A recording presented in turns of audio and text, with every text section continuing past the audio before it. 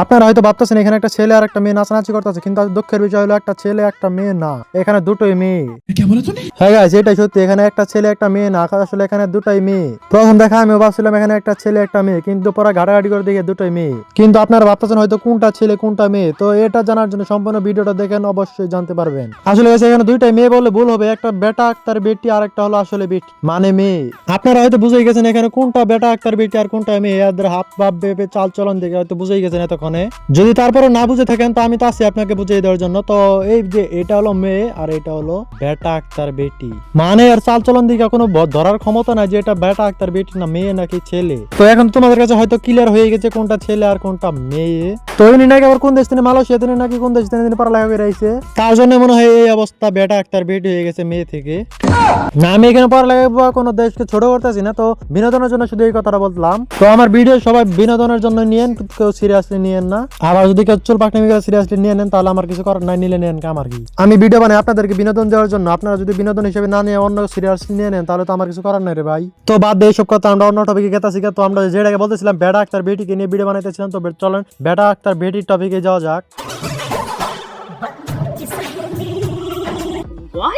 মানে কেমনি কি ভাই, আমি কিছু বলছিলাম সত্যি তো বলছিলাম যে বেড়া আক্তার বেডি, মানে এখানে তিনটা মেয়ে বসে রয়েছে, তিনটা মেয়ের মধ্যে একটা মেয়ে আছে পাঞ্জাবি বসে, পাঞ্জাবি পেরে বসে রয়েছে, তার মানে এটা তো আসলে বেড়া আক্তার বেটি হয়ে গেল। তো না, যদি সত্যি সত্যি মেয়ে হইতো তাহলে তো দুইটা মেয়ে শাড়ি পরে বসে রয়েছে এখানে, তো উত্তর শাড়ি পরে বসতো, ওইখানে তার পাঞ্জাবি পরে বসতো না ছেলেদের মতো।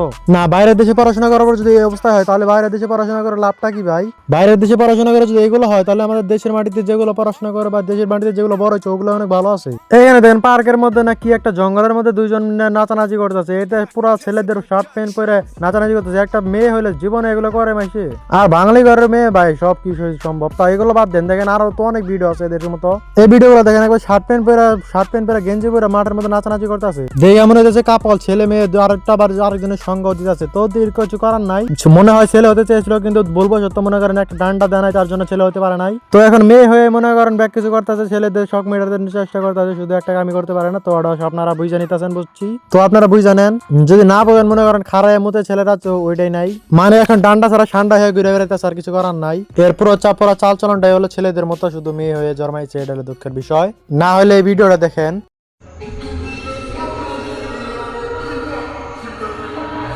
এই ভিডিওটা দেখার হলাম কারণ এর আগে পিছিয়ে সামনে পিছিয়ে দেখেন একটা মাত্র মেয়ে আছে, তাছাড়া কোনো মেয়েটি কিছু দেখতেছি না। এতগুলো মানুষের মধ্যে একটা মাত্র মেয়ে কি কিছু কিভাবে সম্ভব? একটা মেয়ে একটা এতগুলো ছেলের সামনে জীবনে এইভাবে রেকেট খেলবে না। আর মেয়ে মানুষ গ্রামের মেয়ে জীবনে এইভাবে রেকেট খেলে না, যেগুলো খেলে তার হলো এমজি নামে কিছু পরিচিত আছে। তো আপনারা যারা ফুল মিনিং বুঝে নিতে পারেন, তো এমজির বংশধর যারা তারা এইগুলো করে। তো আমি কাউকে ছোট করতে চাই না, তার ভালো লাগে তার জন্য তো এগুলো করে। তো এখানে আমার কিছু বলার নাই, শুধু এতটুকু বলা যে একটা ভদ্র ঘরের মেয়ে জীবনে এগুলো করবো না আর এগুলো করেও না। আবার কিছু লোক বলবে মেয়েদের তো স্বাধীনতা থাকা দরকার, কিন্তু মেয়েদের স্বাধীনতা থাকা দরকার, কিন্তু সব জায়গায় মেয়েরা সেফ না। আর এতগুলো ছেলের সামনে একটা মেয়ে জীবনে তারও সেফ না, আর এগুলো কেমনে সম্ভব করে ভাই? তার মধ্যে রাতের বাজে কয়টা, রাতে অনেক রাতে এগুলো রেকেট খেলে, কারণ সন্ধ্যা রাতে তো রেকেট খেলে না, তার মধ্যে লাইট মাইট জ্বালাই। আর একটা ভদ্র ঘরের মেয়ে এত রাতে কোনো সময় বাইরেও থাকে না।